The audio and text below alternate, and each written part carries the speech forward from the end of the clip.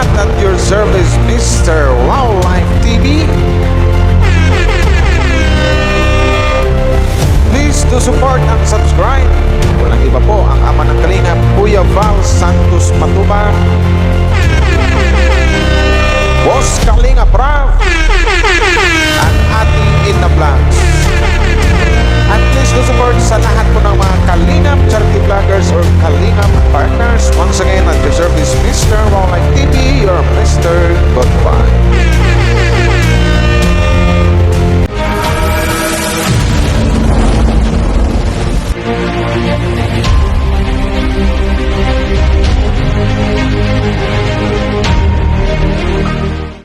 Guys, hello po sa inyo. Shoutout po sa inyo lahat. Wildlife TV at your service. Shoutout po sa lahat po ng Team Kalingap, no? Hello po sa inyo. Mega love shoutout po. Magandang araw, magandang gabi kasi maraming mga fans na nasa ibang bansa na mga Kalingap fans. So guys, shoutout po sa ating lahat. So ito na nga guys, mayroon tayong i-react ngayon. Ito sa mga hindi natin ibabash kasi shoutout nga pala muna sa lahat ng mga Jomcar Matatag fans. Hello po sa inyo, shoutout po Danjoy at saka sa Edse. Hello po sa inyo, mega love shoutout po. So ito na nga, once again at your service, Mr. Wildlife TV. Pero bago tayo magsimula guys, parang ang gwapo ko dito. Babating konti niyan. Bago tayo magsimula, Wildlife TV at your service, tara, umpisa na natin to. Pero suportahan muna natin ang buong Team Kalingap, Kuya Val Santos Matubang, Boss Kalinga Praban, Ate Ina Vlogs. And by the way nga pala, happy birthday pala kay Dudong Rowell of Palalag. Shoutout dong Rowell, happy birthday, malagayang karawan.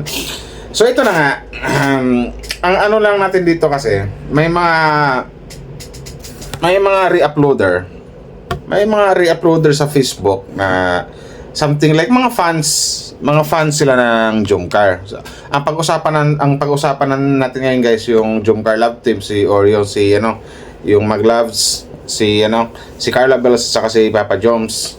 So may doon, kaya nga pakiusap ko palagi doon sa mga re-uploader, pakibantayan po yung comment section nyo kasi may mga page kayo sa Facebook or something like Facebook nyo, o baka yung Facebook nyo ginawa nyo yung Facebook Reels nyo, something like kumikita pero di nyo na malaya na yung mga nire-upload nyo mga clip, nababash na pala doon yung mga idol natin. So, hindi ko nabanggitin ang pangalan mo basta ang pangalan niya Mamay. Nabanggit ko rin So, ito na nga, may bashers kasi doon na nagsabing matanda na to guys actually, may edad na po. So, medyo dahan-dahan po tayo sa pagsalita ng mga kasi i-educate lang natin sila. Something like na, hindi naman i-educate kasi alam ko naman na hindi na kailangan silang i-educate kasi may mga edad na Depende na yan sa kanila kung makikinig sila. Pero ipaalala natin sa kanila, baka nalimutan nilang hindi porket may edad na sila or mas nakakatanda na sila sa atin, isa lang na po yung palaging tama. Gaya po kay Ate Rosita Alimanya. Hello po sa inyo nanay. Magandang araw po si nanay or magandang gabi po. Kumusta na po kayo? Kumusta na po family nyo po? So ito lang po nanay hindi ko po kasi pangit po dito yung mga sinasabi mo kay Carla Bells. So hindi nyo po man lang iniisip na bago kayo nagkommentang ganyan, sana iniisip nyo muna na tama ba tong mga comment ko kasi parang apo ko na lang tong binabash ko. Kasi ang pangit, ang sabi mo kasi dito, arte ni Carla kung ayaw na kay Jomar ay di wow, tapos sinundan mo pa Jomar, nako maghanap ka na lang ng iba. Something like na sabihan mo ang isang Carla, isang na maarte, na doon ka lang kasi bumase sa video nanay.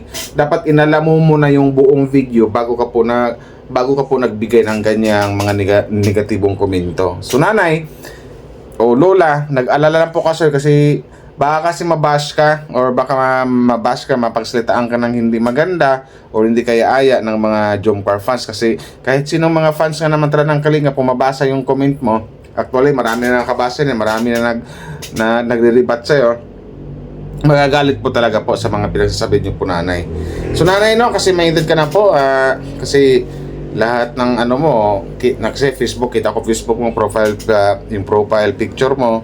So hindi ko na ipakita ito nanay, gawin ko ng blur nanay kasi bilang respeto na po sa inyo kasi mas maganda pa rin yung may respeto tayo sa mga nakakatanda, yung may respeto tayo sa mga babae. Pero ikaw nanay, sana nanay, ganun din sana po ang mindset nyo. Na sana, hindi porkit may edad ka na, mawalan ka ng respeto sa mga nakakabata. Kasi pangit naman po nanay kung kung yung video lang po ang pinagbasihan nyo para masabi nyo si Carla ay maarte, sabihin nyo si Papa Joms maghanap na ng iba, maling-mali naman po yun, nanay. So wag po yung magsalita ng gano'n, nanay, kung wala po kayong alam, so something like na hindi niyo po alam yung the whole story ng video na yon. Dapat nagtanong-tanong po muna kayo bago kayo naglabas ng ano nyo or nag-commit ng ganyan. Nasabihin mong nasabihin mong si Baby Carla or si Carla Bells ay maarte.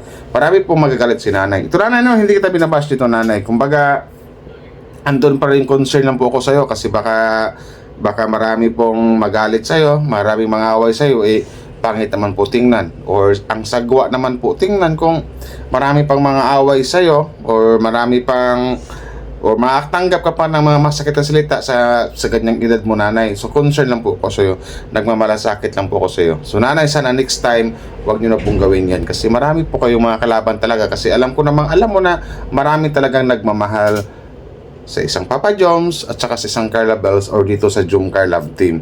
Kasi ang dalawa, nanay, alam ko namang ramdam mo naman yan na nagmamahalan yung dalawa, something like na ang tawag nila agom, future agom, ika nga sabi ng mga karamihan, di ba? Alam niyo man, nanay, na siguro na mayroon nang namamagitan, o di ba, nanay?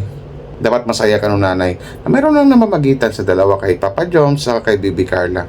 Tantanan niyo na po si Carla, nanay, please lang. Kung nakaramdam ka ng naartihan ka kay Carla or di mo gusto si Carla or si Papa Joms yung gusto mo, pwede ka namang manood, nanay, pero huwag ka na lang magsalita ng masama kasi ikaw lang talaga literal ang iniisip ko dito, nanay. Baka po may sakit kang dinadala, atakihin ka pa kung maraming makipag-away sa'yo kasi ang pangit mo kasi mag-comment, nanay. Ando na yung something like na may edad ka na pero nangaasar ka pa. Magsabi ka naman ganyan, ha? Arte mo, Carla. Kung ayaw mo, di wag, di ba? Kung ayaw mo kay Jomar, hindi wow. Pag ganun ka pa, nanay, something like na feeling ko tuloy, nanay, na unang pagbasa ko sa comment mo. Kasi yan. May video nga. Doon kasi si bumasa sa video. Wag na, nanay. Parang feeling mo, nanay, parang ano ka pa lang, 20 years old or something like na parang dalaga na, sabi mo pa, so, di wow. Disappointed siya sa nakita niya. Okay lang yung ma-disappoint siguro, pero yung magsabi ka na kay Carla na maarte or si Jomar o utusan mo maghanap ng iba, pangit naman po yun, nanay. I think, for me kasi, mali po yun, nanay.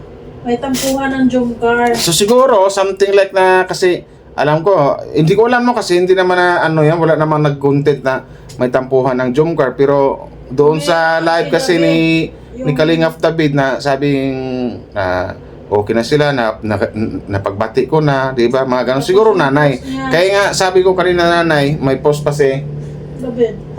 May post pa to si David. So, kaya nga sabi ko, nanay, alamin mo muna yung buong kwento kung bakit ganun yung napanood mo sa video, tapos ang dami pang cut, di ba, nanay? So, next time, nanay, ingat-ingat lang po sa comment.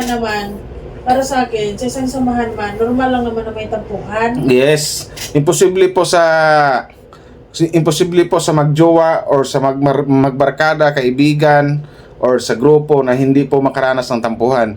Normal na po yung na paminsan-minsan po mayroong tampuhan po, nanay. So, it means, if Nanay Rosita Alemanya. Yung kay Kalingap David na post, if it's true, syempre true yun kasi nag-post siya. It seems like parang may tampuhan ng Jomcar. Siguro, so, maybe. Normal behavior na medyo i-ignore mo ng very, very light yung tao kasi mga may tampuhan kayo, di ba? Pero sa comment mo kasi, nanay, ang pangit po, nanay. Nanay, in-all ko po, nanay, no, hindi po kita pinapahiya dito or binabastos for binabas. Hindi po. Sensitive. Kasi very to, nanay. Kumbaga, nag-iingat po ko, nanay, kasi may edad na po kayo. Ayaw ko pong magkasala. Doon kay Lord, doon sa taas, nanay.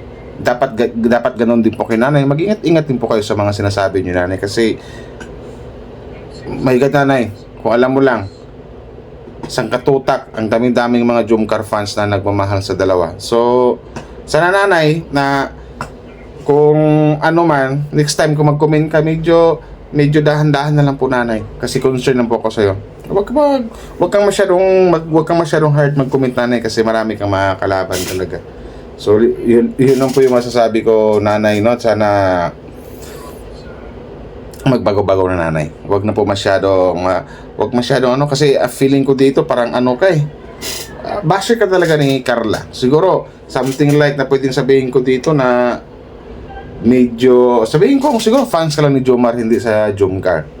Sabi dito kasi arte mo Carla kasi ganito ganyan kung ayaw na kay Jomar hindi wow pag gano'n ka pa sa Jomar nako maghanap ka na ng iba di ba ang pangit pa pakinggan nanay na ganon kumbaga imbis na kayo na po ang may edad na o matatanda na magsabi kung ano yung tama o ano yung tamang gawin na ganito ganyan kung bagay yung masabi natin kasi ang comment po nanay hindi ko masasabing ano to constructive criticism hindi po pangit po tong comment pangbabash po talaga nanay pero kung ano to matatawag na constructive criticism nanay hindi ko to ma-content bagkus matutuwa pa ko sa inyo dapat nga nanay ikaw yung nag-ano kasi may edad ka na ikaw na yung nagsabi, oy, Carla, ito yung tamang gawin. Oy, Jomar, ito yung tamang gawin. Ito, ganyan. Kumbaga, ikaw na yung magbigay ng mga magagandang mensahe, magagandang komento sa dalawa. Kasi, kumbaga, lula ka na po nila. Ganun po. Pero ang dating kasi dito, parang mukhang, hindi po, pangit po talaga basahin nanay. Kumbaga, ang sagwa kasi sa ganyang edad mo nakapag-comment ka pa ng ganyan imbis na ando na yung pag sinabi kasi may mga ano na no may mga edad na yung mahinahon magsalita oy apo ganyan yan apo ha pangit yan apo dapat ganito yan apo etc dapat ganun na pero ang ginawa mo kasi nanay hindi kakaiba yung ginawa mo nanay medyo nakabigla nanay Rosita Alemania. So, uli nga nanay, no? Hindi kita binabash ito nanay. Kumbaga, concern lang ako sa'yo. Kasi marami ka talaga ito. Meron ng 18 replies sa comment mo ng ganyan. So, for example, nanay, ikaw mabasa ng mga apo mo yan. Mabasa ng mga anak mo. Di ba? Magagalit sila, masaktan sila. Magkaroon patuloy ng away. Di ba? Nang dahil sa masama mong comment. Hindi mo rin masisi ang mga Jomcar fans na replyan ka or something like na harding mag-comment laban sa'yo kasi ikaw po yung nangunguna nanay. So sa akin nanay parang ano lang to nanay, kumbaga ano lang to, payo ko lang sa nanay na next time wag mo nang gawin yan. Tamo kasi baka maano ka pa mapagsalitaan ka pa ng hindi maganda kasi ang iningatan ko dito nanay yung salitang respeto. Baka yung ibang tao mawalan ng respeto sa'yo. So, kasi social media to nanay.